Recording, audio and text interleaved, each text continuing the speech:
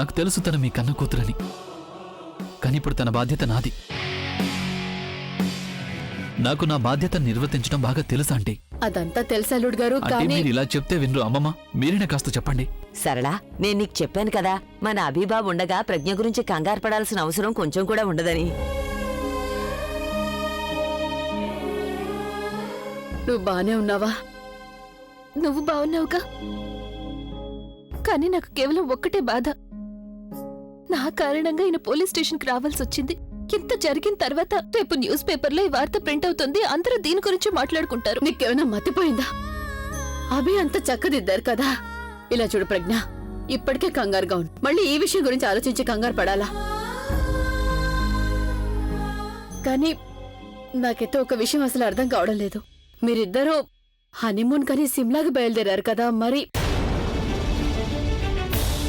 అదేంటంటే మేము రాత్రి ఫ్లైట్కి వెళ్ళాలి, కానీ ఆ ఫ్లైట్ లేట్ అయిపోయింది. అదే కాకుండా షిమ్లాలో మంచు పడుతుందట, అందుకని ఎలాగో ఒకరోజు టైం ఉంది కదా అని ఇద్దరం కలిసి ఏకాంతంగా గడుపుదామని ఆశపడ్డాం. ఏంటి సర్లా నువ్వు మరీను ప్రతిదీ తెలుసుకోవాలనుకుంటావు. ఇక పద.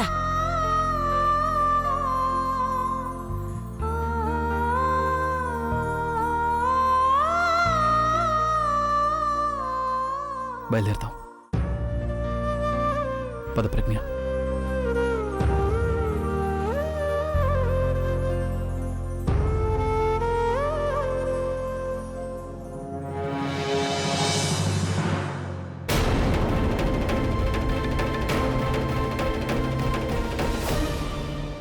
మీరు సరిగ్గా చెప్పారని నాకు అనిపిస్తోంది అల్లుడు గారు.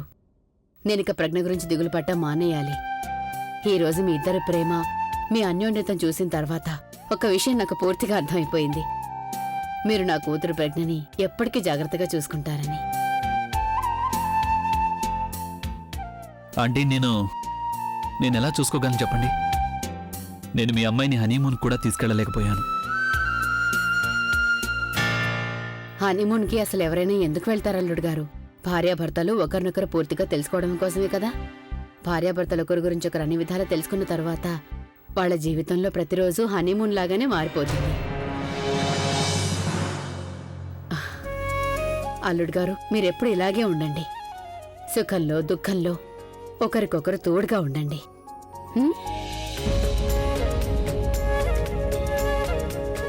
మీరేం కంగారు పడకండి. ఈ రోజు నుంచి మీ అమ్మాయిని మరింత జాగ్రత్తగా చూసుకుంటాను. ఎందుకంటే ఈ రోజు జరిగిన ఇన్సిడెంట్ నా కళ్ళు తెరిపించింది.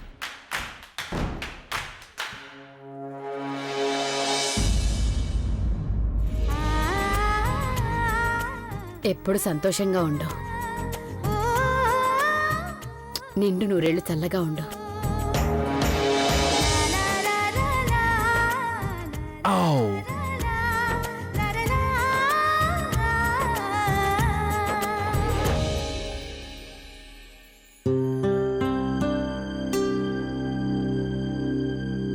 Thank you.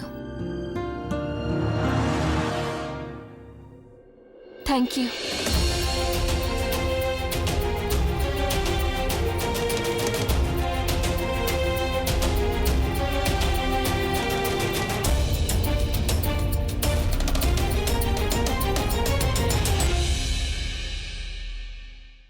అక్కడేం జరుగుతుందో ఆ దేవుడికే తెలియాలి. అక్క ఇప్పటికే చాలా ప్రాబ్లమ్స్ లో ఉంది. ఒకవేళ ఇప్పుడు గనక అమ్మకు అంతా తెలిసిపోయిందంటే అప్పుడు సురేష్ అక్కడుంటే తప్పకుండా అంతా తెలిసిపోయి ఉంటుంది. నేను అక్కడికి వెళ్ళడమే మంచిది.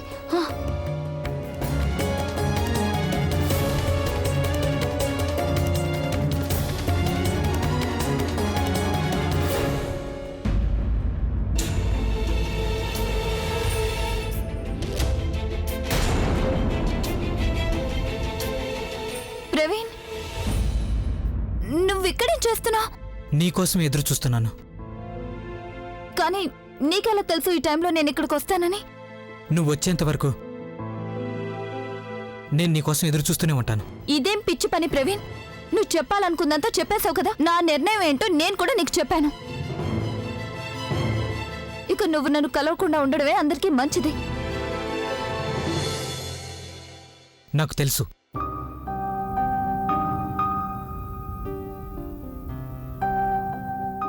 బుల్బుల్ నాకు తెలిసిపోయింది ఇదంతా కేవలం నా కారణంగానే జరుగుతుందని తెలిసిపోయింది.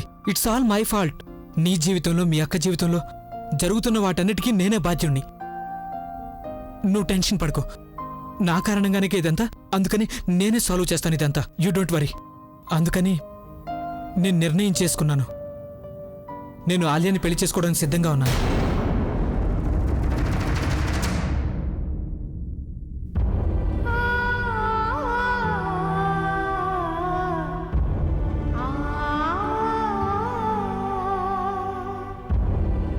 బహుశా ఇందులోనే అందరి సంతోషం ఉందేమో. బుల్బుల్, నువ్వు నా డెసిషన్ అయితే మార్చగలిగావు, కానీ నువ్వు నిజాన్నైతే ఎలా మార్చగలవు? నేను నిన్ను మాత్రమే ప్రేమిస్తున్నాను బుల్బుల్.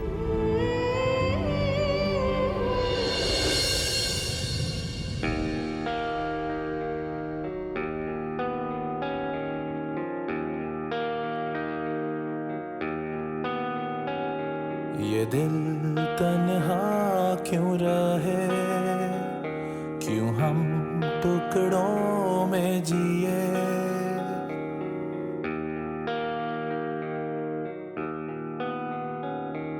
ये दिल तन्हा क्यों रहे, क्यों हम टुकड़ों में जिए, क्यों रूह मेरी ऐसा है,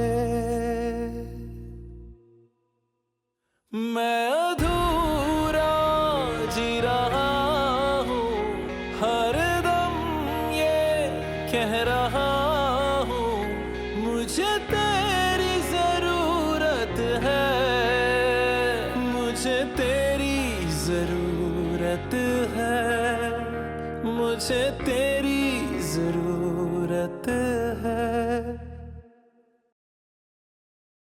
నువ్వు చాలా కరెక్ట్ డెసిషన్ తీసుకున్నావు ప్రవీణ్.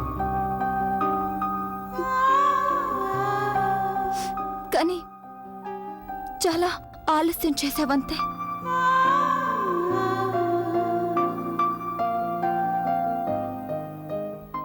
అయినా ఇప్పుడు అమ్మకి నాన్నమ్మకి అక్క అభి పెళ్లి గురించి అసలు నిజం తెలిసిపోయి ఉంటుంది.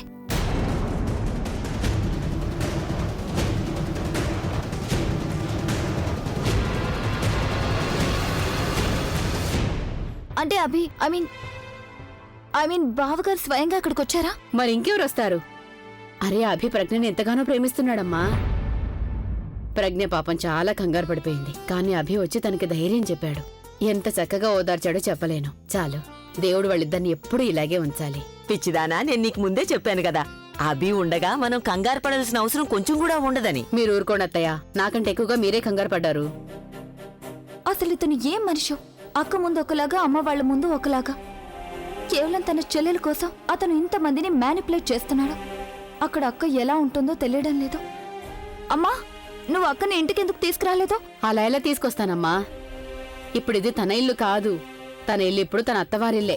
పండగలకి పబ్బాలకొస్తే బాగుంటుంది గాని ఇలా ప్రతి చిన్నదానికి ఇంటికి పరిగెత్తుకొస్తే అస్సలు బాగుండదు. అయినా తన గురించి బెంగేం అక్కర్లేదు. అభి తనకి తోడుగా ఉన్నాడు ఇప్పుడు. అతను పక్కనుంటే అక్క సంతోషంగా ఎలా ఉంటుంది? ముందు ముందు ఏం జరుగుతుందో ఆ దేవుడికే తెలియాలి.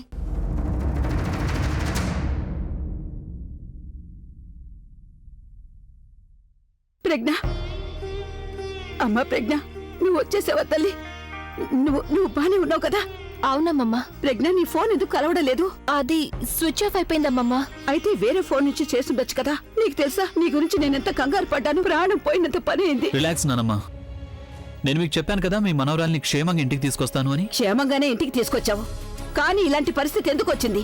నువ్వు తన్ని సిమ్లాకి తీసుకెళ్తానని చెప్పావు కదా, కానీ ఏం చేసావు? ఇక్కడే ఒక హోటల్కి తీసుకెళ్లావు. నీకు పనే ముఖ్యం అనుకుంటే తన్ని ఇంట్లో వదిలేసి వెళ్ళొచ్చు కదా. హోటల్కి తీసుకెళ్లాల్సిన అవసరం ఏం వచ్చింది? నువ్వు చెప్పమ్మా ప్రజ్ఞ, అక్కడ నీకు ఏ ఇబ్బంది కలగలేదు కదా? లేదమ్మమ్మా, మీరు ఆయన్ని ఇంకేమీ అనకండి. నిజానికి నేనే ఆయనకి చెప్పాను కాన్సర్ట్కి వెళ్ళమని. నా కారణంగా ఆయనకి నష్టం జరగడం నాకేమాత్రం ఇష్టం లేదు. నువ్వు వీడిని వెనకేసుకురాకు. నువ్వే వీడిని వెళ్ళమని చెప్పావు, అందుకే వెళ్ళిపోయాడు. వీడు నీకు చెప్పలేదా నిన్ను ఒంటరిగా వదిలి ఎలా వెళ్తాను అని? నీకంటే వీడికి పని ఎక్కువైపోయిందా? నానమ్మా, నేను తన మాటని ఎలా కాదనగలను? తను నీ భార్యగా తన బాధ్యత నిర్వర్తించింది. కానీ నువ్వేం చేశావు? ఒక భర్తగానే కాదు, కనీసం మనవడిగా నీ బాధ్యత నిర్వర్తించలేకపోయావు. పనైతే జీవితాంతం ఉంటూనే ఉంటుంది, కానీ పెళ్ళైన తర్వాత వచ్చే ఈ 2 క్షణాల సంతోషం నీకు మళ్ళీ మళ్ళీ దొరకదభి. పెళ్ళైన తర్వాత తన్ని నేను సంతోషంగా ఉంచాలనుకున్నాను, కానీ నువ్వు ఆ సంతోషం దూరం చేశావు. దేనికోసం? డబ్బు కోసమా? అరే, తనకి నీ డబ్బు కాదు, నీ తోడు కావాలి.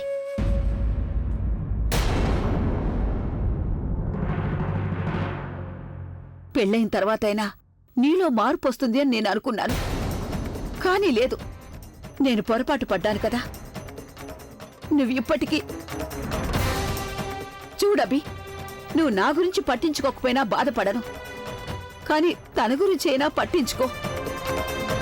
నువ్వెంతో మంచి సింగర్వి కదా అభి. ఇప్పుడు అంతకన్నా ఎన్నో రెట్లు మంచి భర్తవ అనిపించుకోవాలి. ఇక మీదట నువ్వు ఎప్పుడైనా ప్రజ్ఞని ఇబ్బంది పెట్టినా, లేకపోతే తన్ని సంతోషంగా చూసుకోలేకపోయినా గుర్తుంచుకో, ఈ నానమ్మ కూడా ఈ ఇంట్లో ఎన్నటికీ సంతోషంగా ఉండలేదు.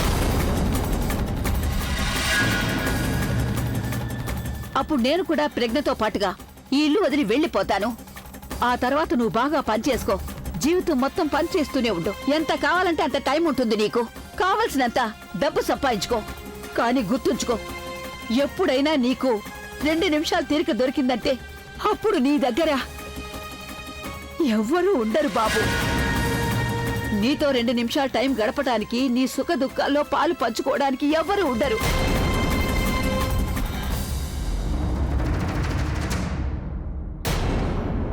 ఈరోజు మొదటిసారి నాన్నమ్మ నాతో ఈ విధంగా మాట్లాడింది. నువ్వేం చేయాలనుకున్నావో అది చేసేసావు కదా. ఇదే కదా నువ్వు చేయాలనుకున్నది. నా మీద పగ తీర్చుకోవాలనుకున్నావు కదా. నేను నీకు ప్రవీణ్ని దూరం చేశాను, అందుకని నువ్వు నాకు నా కుటుంబాన్ని దూరం చేస్తున్నావు కదా. ఈరోజు నీ కారణంగా మా నాన్నమ్మ నాతో ఈ విధంగా మాట్లాడింది. అసలు నిన్నిక్కడే అనే కంట్రోల్. తననేవైనా అంటే దానివల్ల మనకెలాంటి లాభం లేదు. ఒక్కసారి తన గొంతు నులివేశానంటే అన్ని ప్రాబ్లమ్స్ మాయమైపోతాయి. అన్నయ్య, కంట్రోల్ అన్నయ్య. నీకు తెలుసు ఆలియా, నేను నాన్నమ్మ కోపాన్ని కూడా భరించగలను, కానీ తనని మాత్రం భరించలేను. తను నా జీవితంలోకి వచ్చినప్పటి నుంచి ఒక్క నిమిషం కూడా నేను ప్రశాంతంగా ఉండలేకపోతున్నాను. ఈ 4 రోజులైనా ప్రశాంతంగా ఉందాం అనుకున్నాను, కానీ చెప్పాను కదా, నేను నీకు చెప్పాను కదా, నువ్వు ఆ గదిలో నుంచి బయటికి రాకూడదని. మరి ఎందుకు బయటికి రావాల్సి వచ్చింది? వాయ్? అరే, నువ్వెందుకు ఇలా నాటకాలు ఆడుతున్నావు నా జీవితంతో? ఎందుకు? పోలీస్ స్టేషన్లో నేను మీ అమ్మ ముందు నీకు తోడుగా నిలబడ్డాను, మరి మా నాన్నమ్మ ముందు నువ్వు నాకు తోడుగా ఎందుకు నిలబడలేకపోయావు? వై?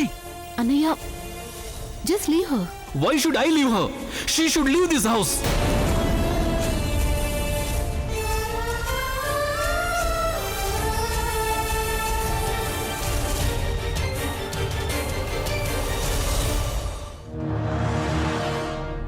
చాలా ఎక్కువైపోయింది. ఇక ఇదంతా భరించడం నా వల్ల అస్సలు కాదు. ఇక ఏది చేయాలో ఎలా చేయాలో నువ్వు ఆలోచించు. ఎందుకంటే నీకు ఎంత త్వరగా ప్రవీణ్తో పెళ్ళైతే అంత త్వరగా ఈ కళ్ళజోడు నా లైఫ్ నుంచి వెళ్ళిపోతుంది. ఈ రోజు అసలు తను ఏ విధంగా అయితే నాటకాలు ఆడిందో. అన్నయ్య రిలాక్స్. అయినో తనేం చేస్తుందో. నానమ్మని బలహీనతని తనకు బాగా తెలుసు. దాన్నే తను అవకాశంగా తీసుకుంటుంది. తనకి తెలుసు నానమ్మ తన వైపు ఉన్నంత వరకు తను ఏమైనా చేయగలదు. నానమ్మ తను ప్రొటెక్ట్ చేస్తుంది కదా, సింపుల్. అయినా నాన్నమ్మకి ఏమైంది అసలు?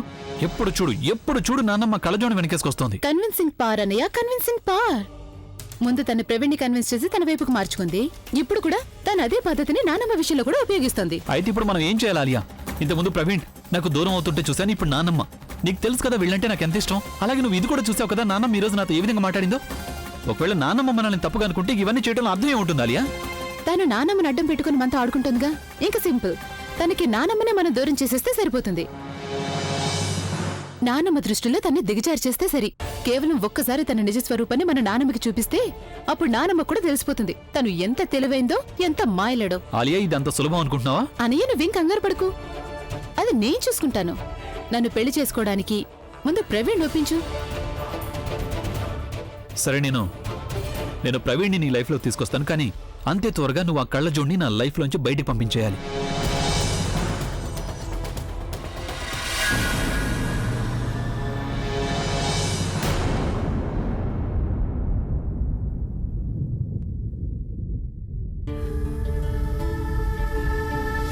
డ్రగ్స్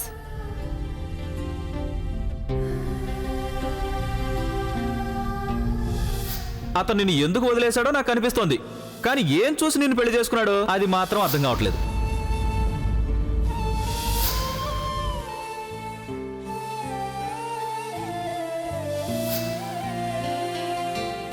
మీరేం కంగారు పడకండి. ఈ రోజు నుంచి మీ అమ్మాయిని మరింత జాగ్రత్తగా చూసుకుంటాను. Why should I leave her? She should leave this house.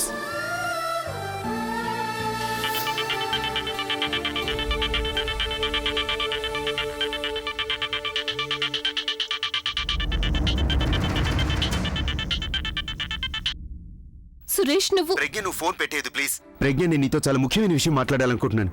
నేను పోలీస్ స్టేషన్ బయట నీతో మాట్లాడాలనుకున్నాను, కానీ ఆంటీ కూడా ఉన్నారు కదా, అందుకని. నువ్వు నాతో ఏం మాట్లాడాలి సురేష్? ఇప్పటి వరకు ఏదైతే జరిగిందో అది సరిపోలేదా? ప్రజ్ఞ, నేను దాని గురించి మాట్లాడాలనుకోవటం లేదు. ప్లీజ్ సురేష్, నేను ఎవరితోనూ మాట్లాడాలనుకోవడం లేదు. ప్లీజ్ నన్ను ఒంటరిగా వదిలేశాను కదా ప్రజ్ఞ.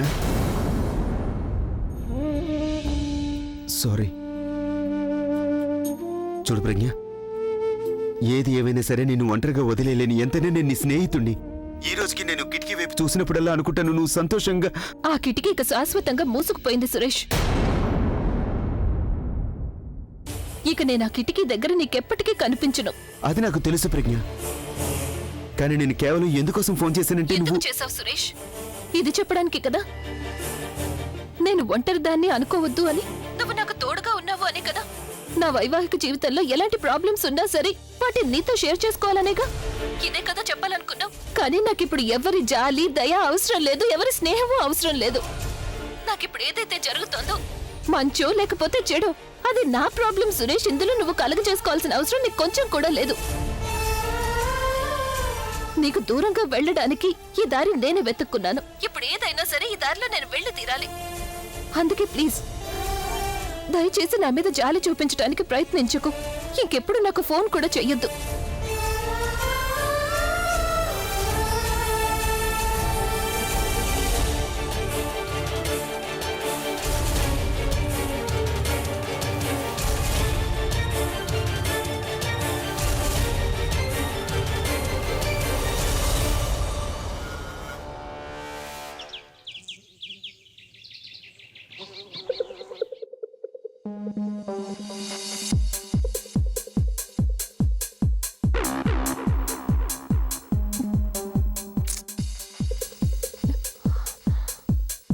ఏంటిది?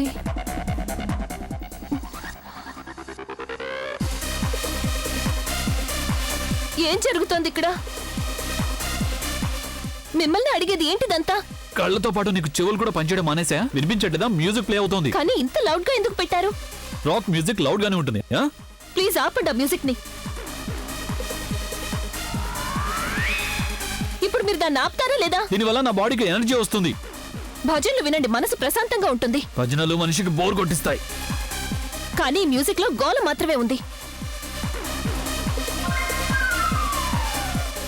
నీ కళ్ళజోడు తీసి పెట్టుకోసారి. హే, నేను ఇక్కడున్నా.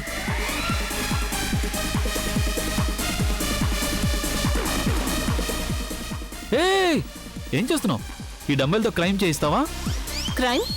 ఒకవేళ ఈ డంబెల్ని ఎత్తేటప్పుడు నీ బోన్ ఏమైనా విరిగిందంటే అప్పుడు ఆ నింద డంబెల్ మీదకి వస్తుంది కదా. అరే వావ్, ఎత్తేసావు. ఇంతకీ జిమ్కి వెళ్తావా నువ్వు? నీ బాడీని చూస్తుంటే జిమ్కి వెళ్ళేదాన్ని అనిపించట్లేదు నాకు. కానీ నీ పుస్తకాన్ని చూస్తుంటే అనిపిస్తోంది ఖచ్చితంగా బాడీ బిల్డింగ్ చేసే ఉంటావని. కానీ నాకు ఈ బట్టల్లో నీ బాడీ అస్సలు కనిపించట్లేదు తెలుసా. నోరు మూసుకొని ఎక్సర్సైజ్ చేస్తే ఇంకా ప్రభావం ఉంటుంది. ఈ డంబుల్ని బెల్లిలా మార్చేసి నీ మెడకి కట్టేయాలనిపిస్తోంది. అప్పుడు నీ గొంతు కాదు కదా, కళ్ళు కూడా లేవో.